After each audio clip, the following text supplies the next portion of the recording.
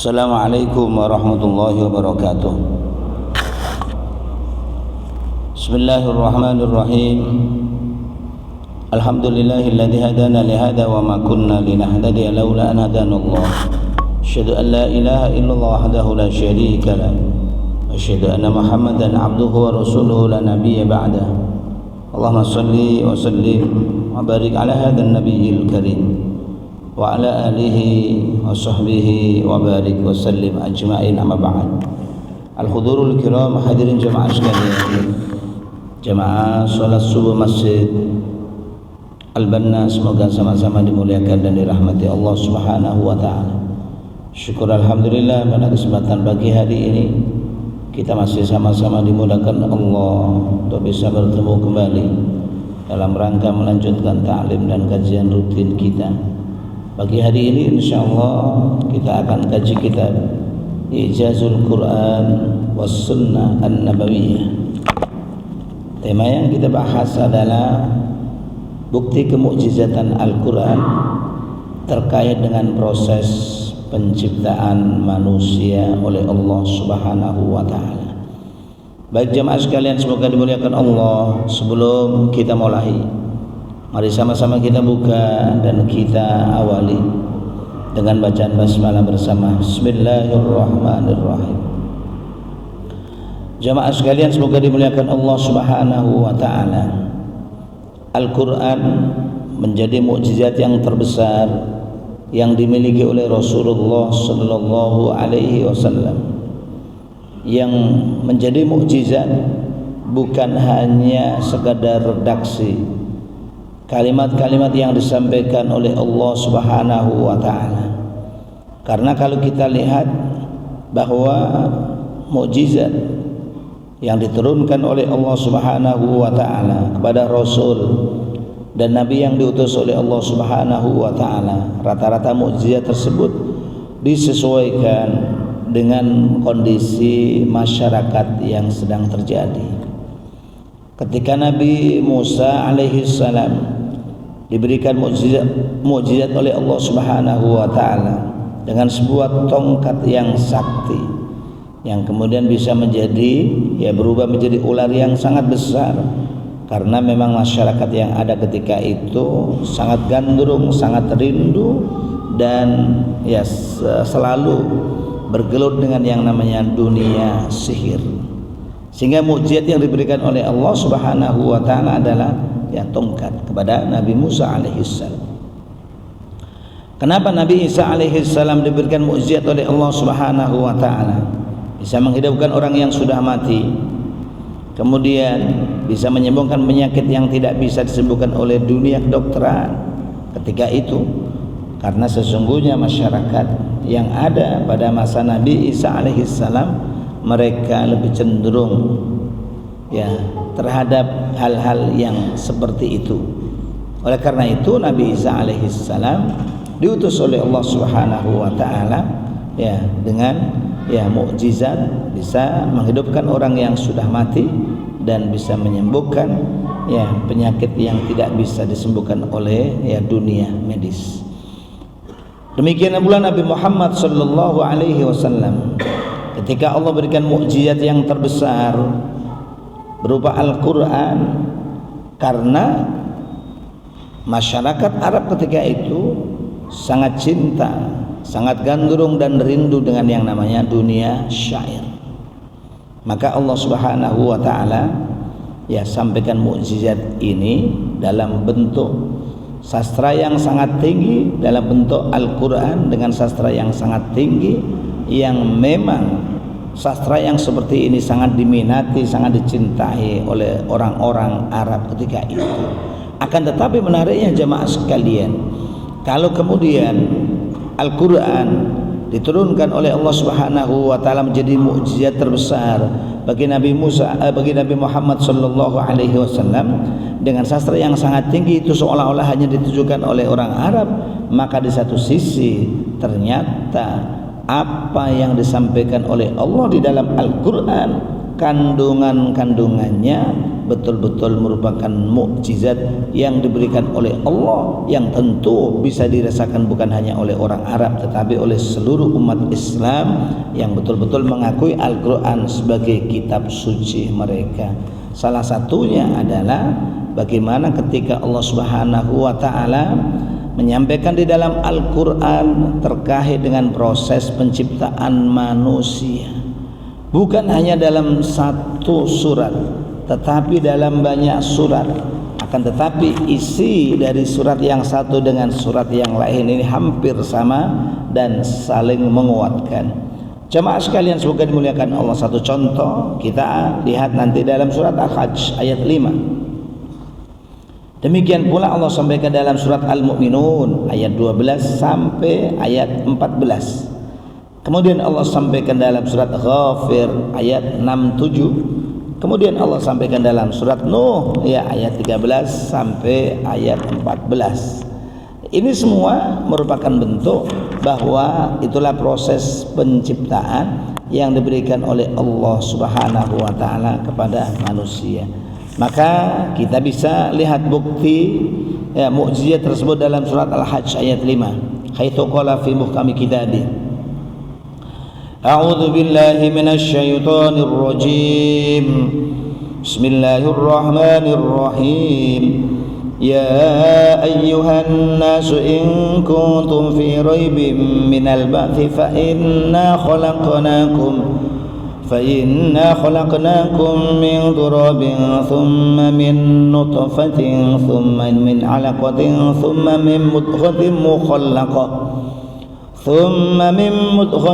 mukhallaqatin wa ghairi mukhallaqatin linubayyina lakum wa nuqirru fil arhami ma nasha'u ila ajalin musamma thumma nukhrijukum tiflan thumma litablughu ashuddakum wa minkum man yatawaffa wa minkum man yuraddu ila ardhil umri likay la ya'lama min ba'di ilmin shay'a wa taral ardu hamidatan fa idza anzalna 'alayha al-ma'a ihtazzat wa rabat wa ambatat min kulli zawjin bahij.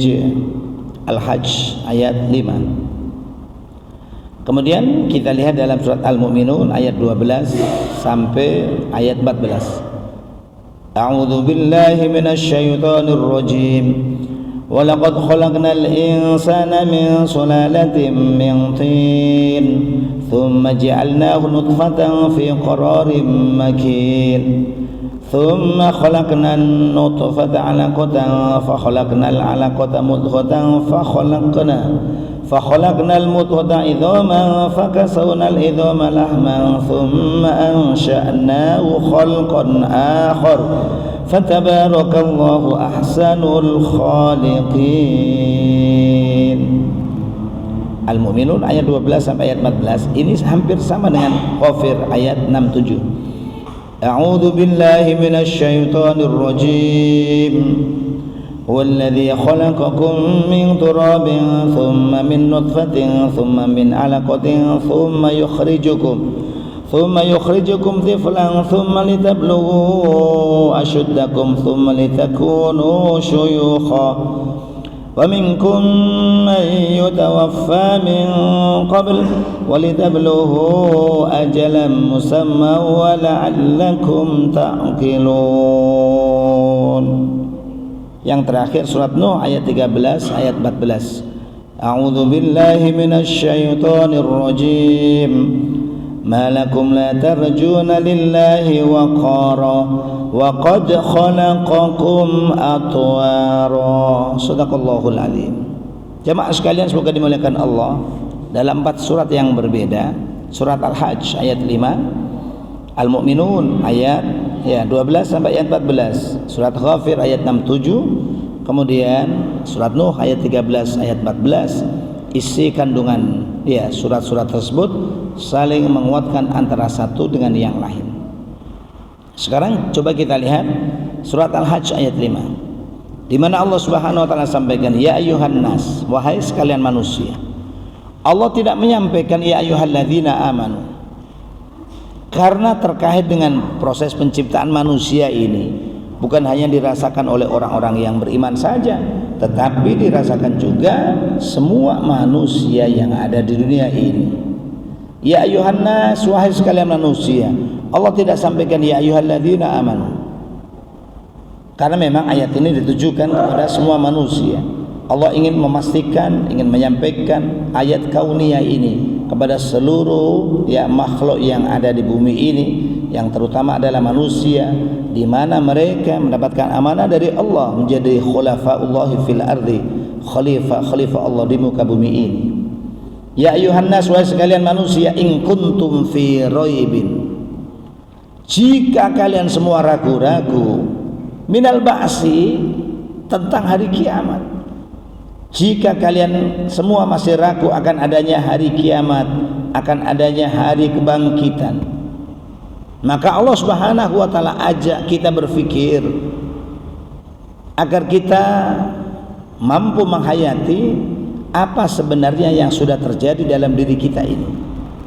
Maka Allah katakan, ya ayuhan nas, wahai sekalian manusia, in kuntum fi raibin minal ba'si, jika kalian semua masih ragu tentang hari kebangkitan ini, ayo kita lihat, kata Allah, fa inna khalaqnakum, sesungguhnya kami telah menciptakan kalian min turabin, dari tanah, dari saripati tanah, thumma min nutfatin, kemudian dikonsumsi oleh manusia yang menjadi kandungan mineral, kalori yang sangat sehat, kemudian keluarlah air sperma dari seorang laki-laki, thumma min nutfatin, kemudian dari nutfah, dari air sperma,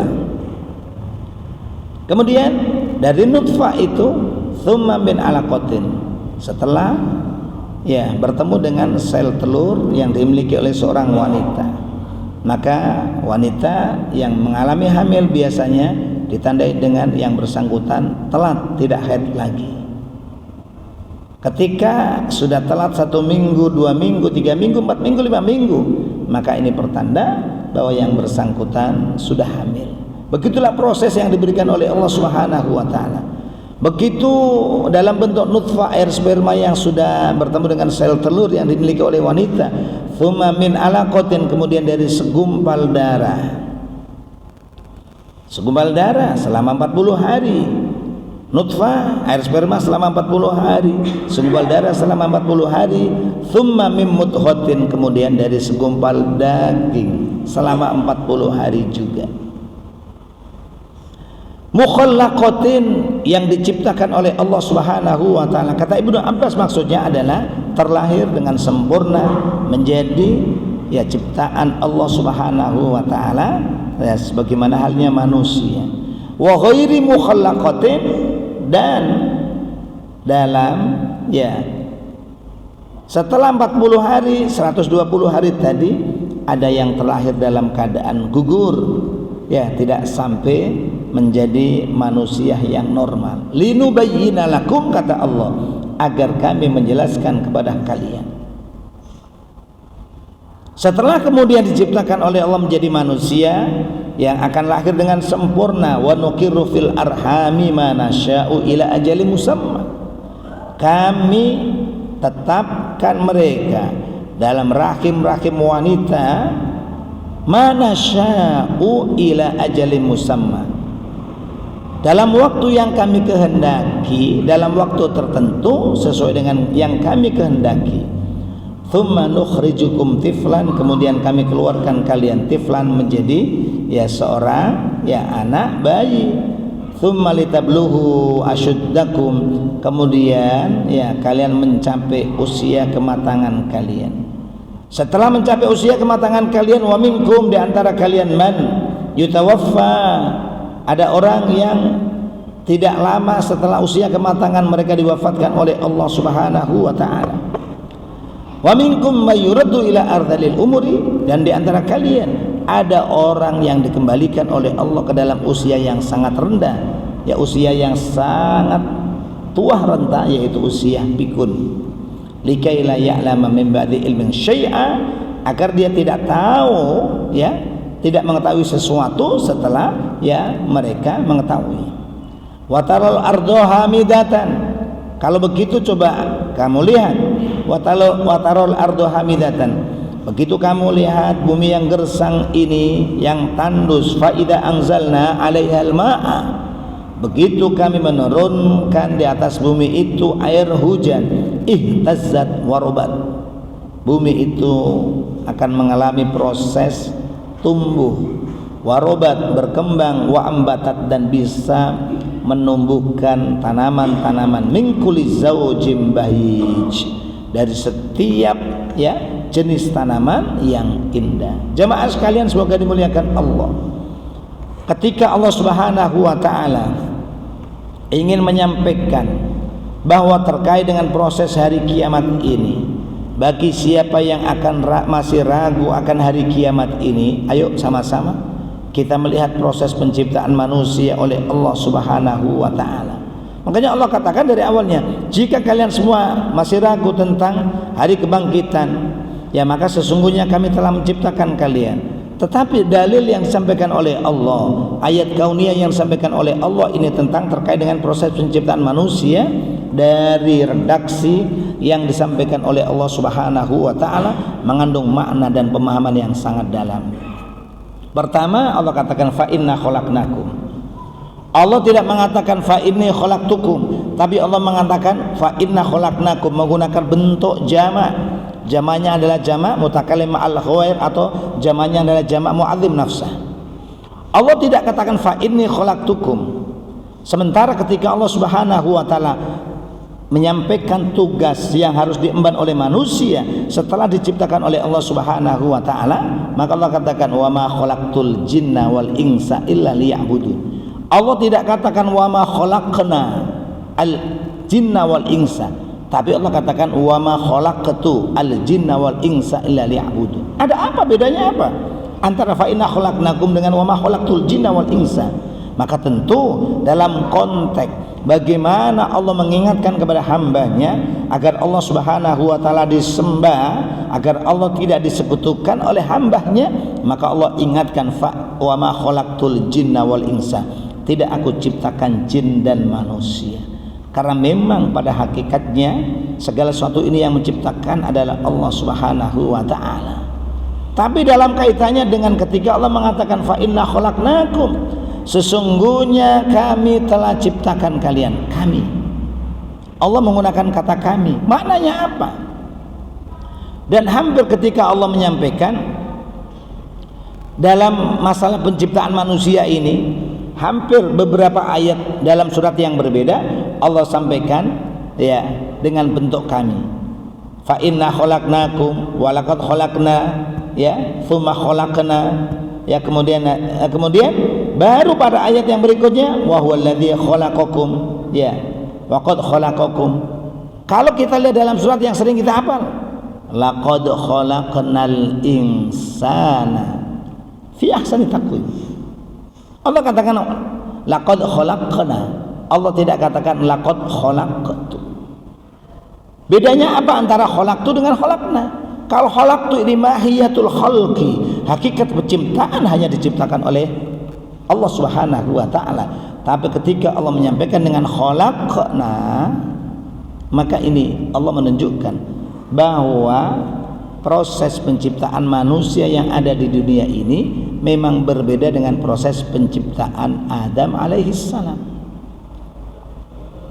Kalau Adam alaihissalam diciptakan oleh Allah Subhanahu wa taala, ya, sebagaimana disampaikan oleh Allah, inna masala Isa indallahi kama sali Adam khalaqahu min turabin tsumma qala lahu kun fayakun. Sesungguhnya perumpamaan, ya, Nabi Isa di sisi Allah sebagaimana perumpamaan Nabi Adam alaihissalam. Khalaqahu min turab, Allah ciptakan Adam dari tanah. Tsumma qala, kemudian Allah katakan kepada tanah yang sudah dibentuk oleh Allah Subhanahu wa taala menjadi jenis manusia itu, setelah itu Allah katakan kun, jadilah kamu, fayakun, maka jadilah Adam alaihissalam. Jadi bedanya. Tapi kalau kita ini prosesnya enggak kun fayakun, prosesnya adalah dengan tadi fa inna khalaqnakum min turabin, sesungguhnya kami telah ciptakan kalian karena di sini ada keterlibatan. Sehingga ketika ada seseorang yang menginginkan memiliki keturunan, mau tidak mau ya harus nikah. Kalau dia tidak menikah nggak mungkin memiliki keturunan. Karena Allah katakan fa inna khalaqnakum min turabin, sesungguhnya kami telah ciptakan kalian min turabin, dari tanah, dari tanaman-tanaman yang ditumbuhkan oleh Allah Subhanahu wa taala, dikonsumsi oleh manusia.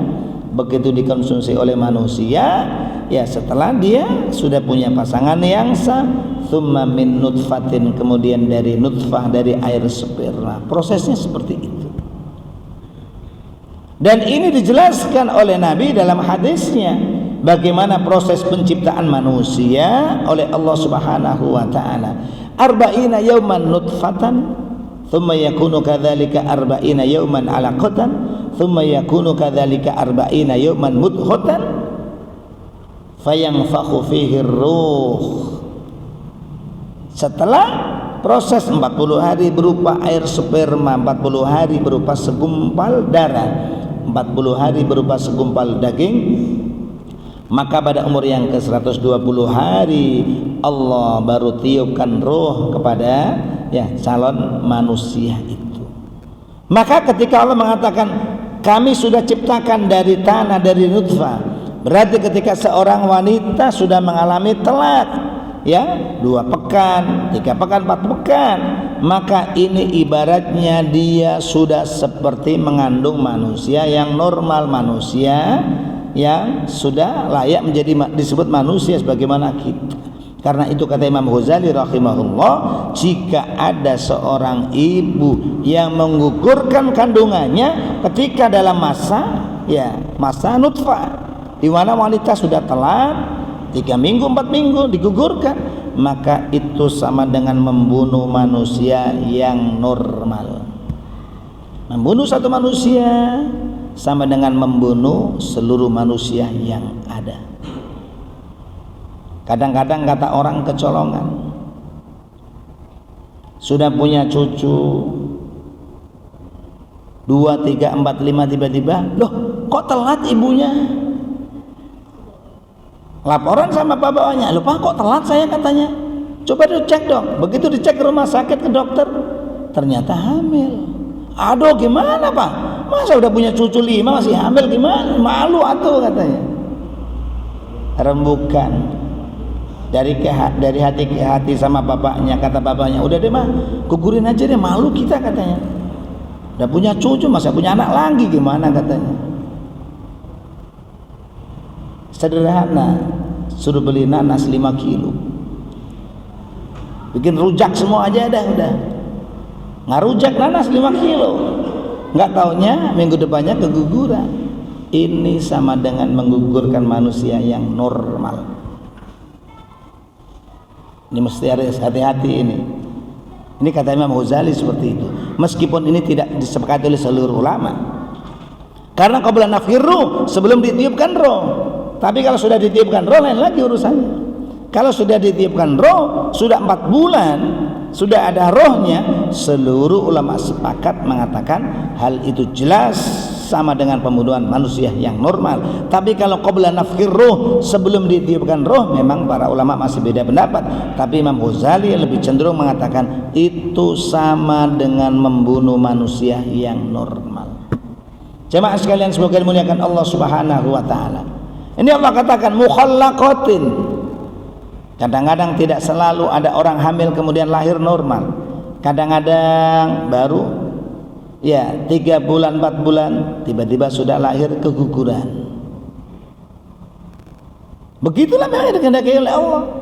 Makanya ada mukhallaqatin yang diciptakan oleh Allah lahir dengan normal, wa khairi mukhallaqatin yang ada yang keguguran.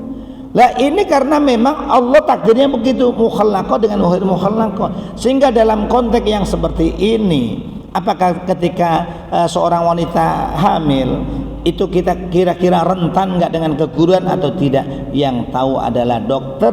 Makanya fas'alu ahla dzikri in kuntum la ta'lamun.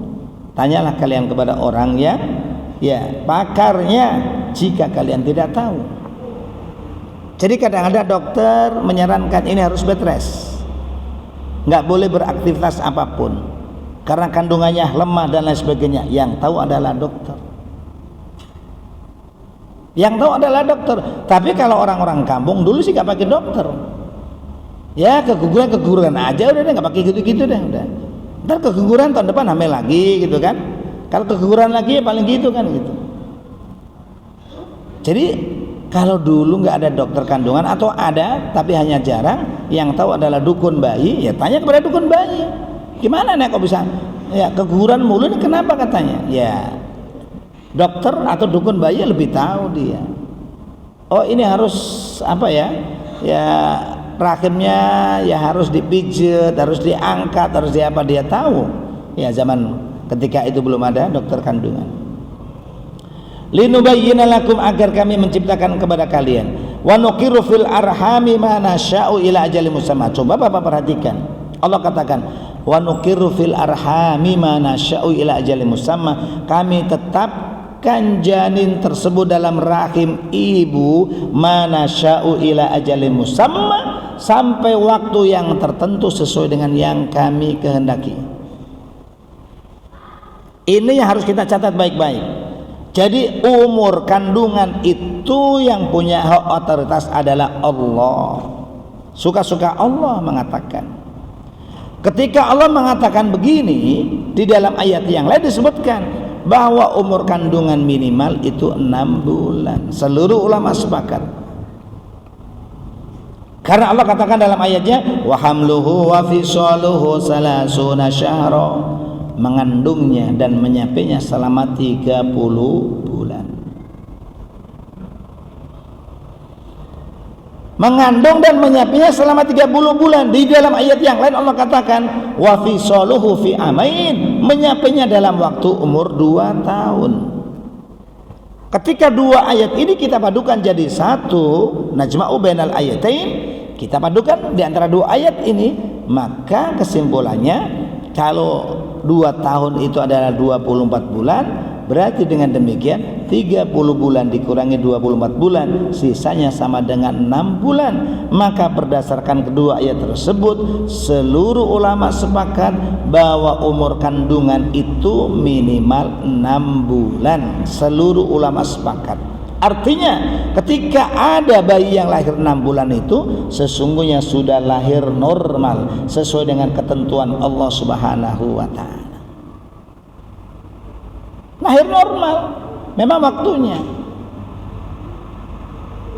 Tetapi pada ayat yang lain Allah tidak menyebutkan mengenai batasan umur kandungan itu.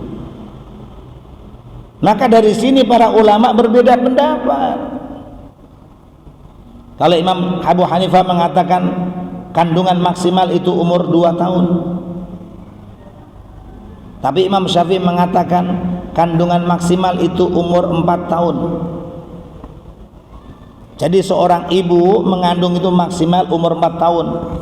Loh dasarnya apa Imam Syafi'i mengatakan begitu? Oh jangan salah. Imam Syafi'i ketika itu mengatakan bahwa kandungan maksimal umur 4 tahun itu dasarnya adalah riset. Bahasa kerennya sekarang riset, Pak. Semuanya kan harus berbasis riset katanya. Imam Syafi'i sebelum ada riset sudah mendahului dengan yang namanya riset itu. Jadi Imam Syafi'i tidak mendasarkan ada ayatnya, tidak mendasarkan ada hadisnya, karena memang di dalam ayat tidak ada, di dalam hadis nggak ada. Maka Imam Syafi'i mendasarkan pada riset yang dilakukan Imam Syafi'i. Apa? Karena yang namanya Muhammad bin Ajlan. Muhammad bin Ajlan ini salah seorang tabi'in, ulama besar. Karena kalau kita lihat kitab Siyarul A'lam An-Nubala, ini juga disebutkan mengenai Muhammad bin Ajlan ini, salah seorang ulama besar. Muhammad bin Ajlan ini punya 3 anak laki-laki, masing-masing anak lahirnya umur 4 tahun dalam kandungan ibu. Ya kalau satu mungkin dianggap langka, ini 3 berturut-turut punya anak lahirnya 4 tahun. Kalau ibu sekarang punya anak 4 tahun bingung kali kan? Yang punya duit lari dokter sana dokter sini kan, dokter kandungan yang mana kan, Yang nggak punya duit lari ke dukun katanya. Dukun apa ini? Ya dukun bayi nggak lakukan, dukun mistik. Ini kira-kira yang dikandung apaan ini kok lama amat, udah 2 tahun Mbak katanya. Belum lahir-lahirin, khawatir ada sesuatu yang lain yang dikandung ini kan. Padahal zaman Imam Syafi'i sudah ada. Lahir 4 tahun. Begitu lahir langsung minta permen. Ya, ini fakta. Jadi 4 tahun lahirnya. Makanya kalau umur kandungan minimal seluruh ulama sepakat, tetapi kandungan maksimal nggak ada yang sepakat. Imam Syafi'i mengatakan 4 tahun, tapi Abu Hanifah mengatakan 2 tahun. Yang lain berbeda pendapat. Karena Allah hanya mengatakan wa nuqirru fil arhami ma nasya'u ila ajalin musamma. Kami tetapkan janin dalam kandungan rahim ibu mana sya'u ila ajalin musamma, dalam waktu tertentu sesuai dengan yang kami kehendaki. Makanya kalau orang sedang hamil itu harus lebih dekat dengan Allah, banyak-banyak berdoa kepada Allah Subhanahu wa ta'ala biar kandungannya normal sebagaimana lazimnya orang, rata-rata antara 9-10 bulan. Khawatir kalau nggak normal, dalam arti ya kok 6 bulan sudah lahir, ini sebenarnya sudah normal, tapi nggak lazim di tengah masyarakat, apalagi sampai 4 tahun nggak lazim lagi dalam dunia sekarang ini. Dokter kandungan udah gerah banget kan, ini harus ya disesar ini, tapi begitu dilihat loh, ini umur kandungannya kok lama banget, udah 2 tahun masih begini-begini aja, tapi bayinya normal sih. Bingung dokter. Karena dokter kandungan pasti berasal dari ilmunya. Ilmunya nggak ada mengajarkan begitu. Karena ilmu yang didapatkan dari mereka, mereka tidak pernah melihat temuan atau riset yang dihasilkan oleh Imam Syafi'i rahimahullah. Jemaah sekalian semoga dimuliakan Allah. Tsumma nukhrijukum tiflan. Ini Bapak catat baik-baik. Tsumma nukhrijukum tiflan. Allah mengatakan kami yang menciptakan kalian, kemudian Allah katakan tsumma nukhrijukum tifla, kemudian kami yang akan mengeluarkan. Berarti yang mengeluarkan itu adalah Allah. Dokter dukun bayi itu hanya sekedar membantu prosesnya. Jadi yang mengeluarkan adalah Allah, kemudian kami keluarkan. Kami keluarkan itu bisa jadi Allah mengeluarkan dengan dokter kandungan atau dengan bidan. Kalau orang-orang kaya maunya dokter kandungan yang perempuan. Kalau orang-orang yang BPJS kelasnya ya seada-adanya dokternya deh. Ketemu laki boleh, ketemu dokter bencong juga nggak apa-apa kalau ada. Kalau orang nggak punya BPJS, udah deh sama dukun-dukun nggak apa-apa deh katanya, murah meriah. 300.000 udah mau dia. Ya, kadang-kadang nggak pakai dukun bayi, nggak pakai dokter. Hanya mungkin suaminya atau apa dilos-los itu kan lahir. Lo kok bisa? Ya Allah yang melahirkan Allah. Kita nggak usah kaget. Maka jangan salah, itu anak kok banyak banget orangnya. Kenapa? Tahu nggak katanya? Ibu itu kalau melahirkan kayak kucing melahirkan aja katanya. Gampang banget itu. Nggak pakai ini, nggak pakai itu katanya. Lah buktinya saya punya tetangga begitu sampai ke rumah saya. Lahiran tuh enak banget, udah kayak kucing aja udah. Tiba-tiba ngapain tuh ngapain? Nggak tahu lahiran katanya loh. Perasaan tadi baru jalan-jalan tadi kok tiba-tiba lahiran katanya. Ya begitu Allah. Jadi yang melahirkan, mengeluarkan anak itu adalah Allah. Dokter hanya membantu. Dukun bayi hanya membantu.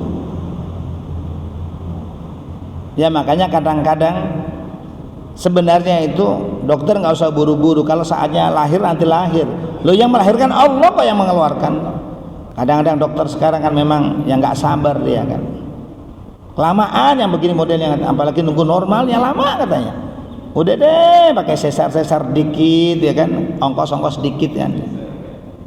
Nah, ini sebenarnya lahirnya masih setengah bulan, tapi kadang manusia nggak sabar, dokternya nggak sabar. Udah cukup ini udah kuat kok, disesar aja nggak apa-apa katanya. Apalagi kalau yang hamil adalah artis, duitnya banyak. Oh, tambah senang juga gitu kan. Lahirnya tanggal berapa maunya katanya. Sampai lahirnya tanggal berapa, tahun berapa pengen. Kalau nanti bisa tanggal 22 deh. Soalnya ini tahun 22, biar gampang ingetnya. 22 gitu kan. Kadang-kadang begitu. Tapi sekali lagi, dokter bukan mengeluarkan, sesungguhnya yang mengeluarkan adalah Allah Subhanahu wa taala. Tsumma litablughu asyuddakum, kemudian setelah lahir, proses dari fitrah menjadi remaja dewasa, kemudian kalian memasuki usia kematangan kalian. Berapa usia kematangan seseorang? Di dalam surat Al-Ahqaf ayat 15 dikatakan oleh Allah, ya, jadi hatta idza balagha asyuddahu wa balagha arba'ina sana, sehingga apabila seseorang sudah masuk usia kematangannya dan mencapai usia 40 tahun. Jadi usia kematangan seseorang itu 40 tahun. Makanya Bapak dan jamaah sekalian, kita juga harus coba ingat-ingat dulu masa perjuangannya, bagaimana memperjuangkan keluarga ini. Kadang-kadang kalau orang di bawah 40 tahun masih fluktuatif, urusannya terus berantem dalam rumah tangga. Kadang-kadang ada kisruh di rumah tangga, itu biasanya terjadi 40 tahun ya ke bawah. Apalagi yang namanya ABG nikah itu kan. Makanya ketika perceraian di Jawa Barat paling tinggi se-Indonesia ini, paling tinggi se-Indonesia Jawa Barat ini perceraiannya itu rata-rata diramaikan oleh anak-anak di bawah 40 tahun. ABG yang nikah 20 tahun nikah, ya kadang-kadang 17 tahun di up umurnya menjadi 20 tahun nikah, nggak tahu nikah 2 tahun kemudian nggak mau katanya. Kadang-kadang udah punya anak tinggalin aja gitu. Ini paling banyak Jawa Barat itu. Kalau sudah umur 40 tahun ke atas, itu biasanya sudah mapan pemikirannya. Maka Bapak jamaah sekalian, coba lihat aja deh, siapapun orangnya, mau di bidang profesi apapun, ketika umurnya masih 40 tahun ke bawah masih fluktuatif. Bapak-bapak coba lihat anaknya ketika umur 40 tahun, nanti ketika keluarga masih berantem terus sama istrinya. Puyeng orang tua mikirin. Kemarin sini ngadu berantem, sekarang lagi baru 2 bulan perasaan, kemarin ngadu lagi, puyeng deh orang tua. Bapak nggak usah puyeng, biarin aja, yang namanya orang hidup pasti begitu. Sendok aja ngomong jadi satu aja ada bunyinya kan, apalagi manusia. Biarkan saja, tunggu dulu, sabar, semuanya sabar. Tunggu sampai 40 tahun nanti gimana perkembangannya. Kalau sampai 40 tahun lebih masih begini modelnya terus, ya sudah, memang takdirnya begitu. Tapi kalau belum 40 tahun tahan dulu, biarkan saja. Saling menghormati antara satu dengan yang lain. Kadang-kadang ustadz juga sama. Ya namanya ustadz muda itu kan 40 tahun ke bawah. Kalau ngomong castisus asbun, ya kan, nggak pakai pertimbangan, seolah-olah dia paling pinter aja, nggak ada lawannya kan begitu. Ya namanya 40 tahun ke bawah. Maklumi aja deh, maklumi yang gitu-gitu. Ada orang kaya, ABG kaya, 40 tahun ke bawah, oh seolah-olah di dunia nggak ada yang kaya dia doang. Tapi kalau sudah 40 tahun ke atas, sudah mapan. Maka hati-hati kalau ketika ada pemilihan pemimpin, mau RT mau apa, cari anak-anak muda di bawah 40 tahun ke bawah, itu sudah nggak ada apa-apanya untuk jadi pemimpin, Pak. Jangankan ngurusin orang lain, ngurusin keluarganya kagak becus ya. Pastikan itu. Kita jangan melawan kodrat Allah. Para nabi, para rasul yang diutus oleh Allah itu rata-rata umur 40 tahun. Nabi Muhammad 40 tahun semua, kecuali Nabi Isa alaihissalam umur 33 tahun baru diangkat oleh Allah menjadi rasul. 3 tahun kemudian dirafa oleh Allah, diangkat oleh Allah ke langit, umur 36 tahun sampai sekarang. Jadi ini takdir Allah, kodrat Allah seperti itu. Maka kalau ada pemimpin masih di bawah 40 tahun, Pak, aduh, jangankan mikirin orang, mikirin diri sendiri ribet. Loh, ya, saya ini ngomong faktanya begitu. Faktanya begitu, Pak. Sekarang kan kita lihat ini anak-anak, ya anak-anak banyak unyu-unyu kemarin baru jadi ketua RT katanya. Lah boro-boro dia mikirin orang, dengan keluarganya berantem terus dia. Nggak ada Pak, nggak ada. 40 tahun tuh nggak. Pokoknya ini kata Allah 40 tahun, catat baik-baik. Siapapun Pak yang menjadi kepala sekolah, ketua apapun, kalau di bawah 40 tahun pasti kalau ngomong meledak-ledak emosinya lebih dikedepankan daripada pertimbangan hati. Tapi kalau 40 tahun Pak yang digunakan pertimbangan hati. Loh, ini yang mengatakan seperti ini Allah, hatta idza wa balagha arba'ina sana. Hatta idza balagha asyuddahu wa balagha arba'ina sana. Sampai usia kematangannya. Jemaah sekalian sebagai dimuliakan Allah Subhanahu wa taala. Kemudian setelah usia kematangan, wa minkum may yutawaffa. Kadang-kadang orang baru 40 tahun sudah diwafatkan dulu oleh Allah. Padahal karirnya baru nanjak, udah meninggal dia. Ya begitulah Allah. Wa minkum may yuraddu ila ardalil umuri. Kadang-kadang sudah 40 tahun lewat, terus diperpanjang umurnya oleh Allah Subhanahu wa taala sampai pada usia yang sangat-sangat tua. Dan di antara kalian ada orang yang dipanjangkan umurnya oleh Allah sampai saking panjangnya dibalikin lagi oleh Allah kepada umur yang paling hina, usia tua renta. Kadang-kadang sudah 90 tahun masih eksis, tapi eksisnya juga tadi wujuduhu ka'adamihi, adanya dia seperti tidak adanya. Ya 90 tahun Pak. Kadang-kadang sudah pikun, kadang-kadang 90 tahun tapi semuanya butuh layanan, makan dilayanin, semuanya dilayanin, tapi masih hidup. Kadang-kadang ya justru orang-orang yang terdekat itu malah kadang-kadang bingung sendiri, susah menghadapinya. Menghadapi orang yang sudah 100 tahun, 90 tahun tapi masih tergeletak di ranjang, tidak bisa bergerak ke sana kemari, tapi makan masih doyan. Ini orang anak-anak biasanya bingung. Sampai ketika ditanya, mana itu bapaknya? Tuh katanya. Jawabnya itu bukan tuh, pakai mulut tuh katanya. Karena saking 20 tahun sakit Bang. Ibarat kata la yamutu wa la yahya. Ini mata namanya nggak mati nggak hidup. Makan doyan tapi nggak bisa ngapa-ngapain. BAB di tempat, BAK di tempat. Belum lagi urusan ibadahnya harus dilayanin semua. Ini ardalil umur, usia yang paling hina. Ini ada orang-orang yang seperti ini. Dan kadang-kadang orang-orang yang seperti ini tadi ya, jadi membuat saudara ini kadang ya saling melempar. Tuh bapaknya diurusi tuh, masa kita terus katanya, kan kamu yang perempuan, enak aja, mentang-mentang laki-laki nggak mau ngurusin katanya. Giliran ada warisan bilang saya laki-laki, baginya 2 bagian. Giliran sakit katanya kamu yang perempuan. Begitulah memang manusia. Makanya salah satu doa yang diajarkan oleh Nabi, kita ini memohon kepada Allah, ya wa an urudda ila ardalil umur, jangan sampai engkau ya Allah kembalikan aku kepada usia yang paling hina seperti ini. Naudzubillah min dzalik. Salah satu doa yang diajarkan oleh Nabi kepada kita agar kita memohon kepada Allah, jangan sampai kita ini dikembalikan kepada usia yang paling hina.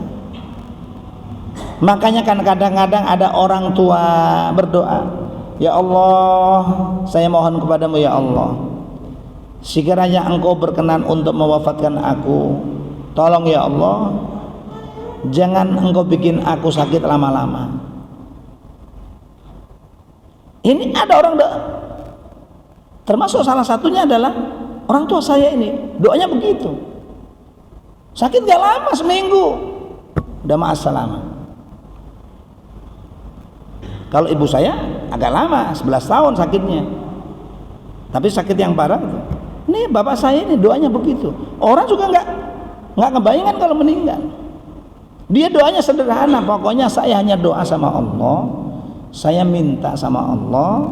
Jadi kalau memang Allah berkenan mematikan saya, nggak usah lama-lama sakitnya. Kenapa?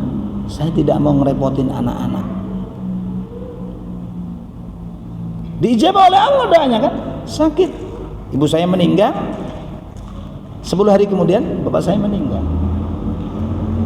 Lah ini karena kalau kita kembali kepada ardhalil umur yang paling hina tadi jamaah sekalian, luar biasa. Luar biasa ini maksud saya, jangankan sama anak-anak kita ini pada berantem sendiri. Mereka sama lempar tanggung jawab kalau model begini ini. Nah, saya kan punya jamaah. Umurnya berapa? Udah 85 tahun, 88. Mungkin dia bingung ngadapin anaknya nggak ada yang open, nggak ada yang perhatian, malah telepon saya, suruh telepon saya, Ustadz katanya, gimana Ustadz ya katanya, tolong Ustadz bisa kesini nggak, murid-muridnya suruh kirim kesini nggak katanya. Loh, suruh ngapain Bu?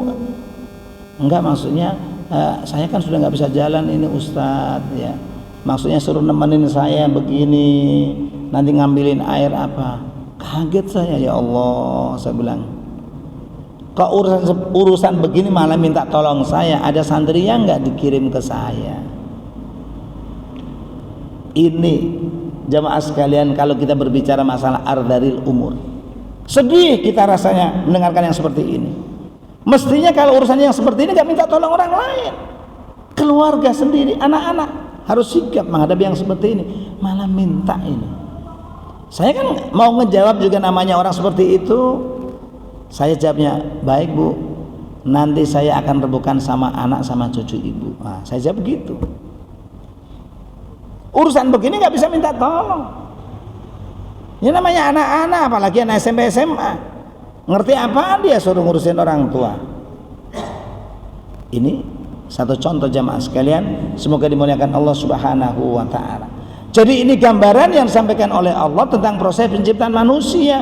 Makanya kata Allah, kalau kami ciptakan manusia dari nol seperti itu, kemudian dalam proses janinnya selama 4 bulan dalam kandungan sang ibu, kemudian ada yang sampai usia kematangannya, ada yang sampai usia tua renta, itu bisa kami lakukan. Apalagi yang namanya hari kiamat, kata Allah, wa tarol ardu hamidatan. Maka coba kamu lihat bumi yang tandus, begitu disiram hujan oleh Allah, nggak usah pakai berhari-hari Pak. Bumi yang tandus 2 tahun disiram hujan setengah hari saja, setengah hari Pak, itu berapa jumlah air yang diturunkan oleh Allah dari langit sana. Nggak usah bertahun, kekeringan 2 tahun disiram hujan setengah hari saja, 12 jam. Masya Allah, luar biasa itu air yang diberikan oleh Allah. Maka bumi yang tandus akhirnya bisa menumbuhkan tanaman-tanaman yang begitu banyak. Itu ibaratnya adalah hari kiamat. Begitulah bagi Allah hari kiamat. Maka begitu manusia meninggal semua, kata Nabi, kullu bani adama yabla ila ajbatanab, setiap manusia akan binasa. Semua orang yang meninggal akan binasa, mau yang dikubur di tanah, mau yang dimakan ikan atau apa, nggak ada yang binasa. Semuanya binasa kecuali satu yang tidak binasa. Apa? Ajbud danab, tulang ekor. Kalau pesawatnya namanya kotak hitam. Jadi manusia punya kotak hitam, tulang ekornya itu. Berapa besarnya? Para sahabat bertanya pada Rasul, kahabbati khardalin. Besarnya tulang ekor itu adalah sebesar biji sawi, biji bayam. Kelihatan Pak? Nggak kelihatan kalau hitam. Jadi manusia yang binasa semuanya masih ada tulang-tulang ekor yang ada. Maka begitu tulang ekor yang ada yang tersisa ini, kata Nabi, besok proses hari kiamat, menjelang hari kiamat, tumtarul ardu kamaniyir rijal, bumi ini akan dihujani oleh Allah Subhanahu wa taala ya dengan hujan seperti air maninya orang laki-laki. Kamaniyir rijal, seperti air maninya orang laki-laki. Dulu orang-orang tua kita bilang, pokoknya nanti kalau menjelang hari kiamat nanti akan ada hujan air mani, katanya. Ada hujan air mani. Wah, gimana itu kan? Ya pekat semua nanti gimana kan itu ya. Padahal kata Nabi, tumtarul ardu kamanir rijal, bumi ini akan dihujani oleh Allah seperti air maninya orang laki-laki. Begitu diturunkan hujan seperti air maninya orang laki-laki ini, maka tulang-tulang ekor yang ada, azmud danab yang ada ini akan tumbuh kembali menjadi manusia. Seperti airnya, ya biji disiram air tumbuh menjadi tumbuhan. Kacang hijau disiram air tumbuh menjadi tumbuhan. Begitulah manusia. Bagi Allah gampang kok, nggak ada yang susah bagi Allah. Jadi prosesnya logis. Gimana cara menciptakannya? Ternyata masih ada tulang-tulang ekor yang tersisa ini. Begitu disiram air hujan, tumbuh kembali menjadi manusia. Kira-kira tumbuhnya seperti apa? Apakah proses kecil-kecil atau langsung dewasa? Yang jelas besok pada hari kiamat manusia akan dihimpun oleh Allah, umurnya seperti umurnya Nabi Isa alaihi salam, kisaran umur 36 tahun, 35 tahun. Jadi bapak-bapak yang sudah sepuh nanti akan gagah lagi, tapi nggak ada sepatunya yang dipakai nanti. Akan dihimpun oleh Allah dalam keadaan nyeker. Yuhsyarun nasu khufatan uratan, manusia akan dihimpun oleh Allah dalam keadaan nyeker, dalam keadaan telanjang bulat, nggak ada sepatu, nggak ada sendal, telanjang bulat, ya, dalam keadaan nyeker. Sampai Aisyah tersipu-sipu malu, aduh Nabi, yang benar Nabi masa dihimpun dalam keadaan telanjang? Ya Aisyah, ini persoalannya bukannya sekedar itu Aisyah. Nabi langsung membacakan ayat fa idza ja'atis sakhah yauma yafirul mar'u min akhi wa ummihi wa abi wa sahibatihi wa bani likulli imri'in minhum yauma idzin sya'nu yughni. Aisyah urusannya bukan seperti itu. Begitu hari kiamat datang, manusia akan lari. Yauma yafirul mar'u min akhi, lari dari saudaranya, wa ummihi wa abihi, lari dari ibu dan bapaknya. Lari yauma yafirul mar'u min akhi wa sahibatihi wa bani, lari dari istri suaminya dan anak-anaknya. Likulli imri'in minhum yauma idzin sya'nu yughni, masing-masing orang punya urusan yang menjadi mereka lupa akan yang lain. Nggak usah jauh-jauh. Ini bapak-bapak lagi mandi, tiba-tiba dibilang ada kebakaran rumah penduduk, kebakaran, lagi mandi kan, saking bingungnya kakinya begitu keluar, langsung telanjang nggak pakai apa-apa, kan begitu manusia.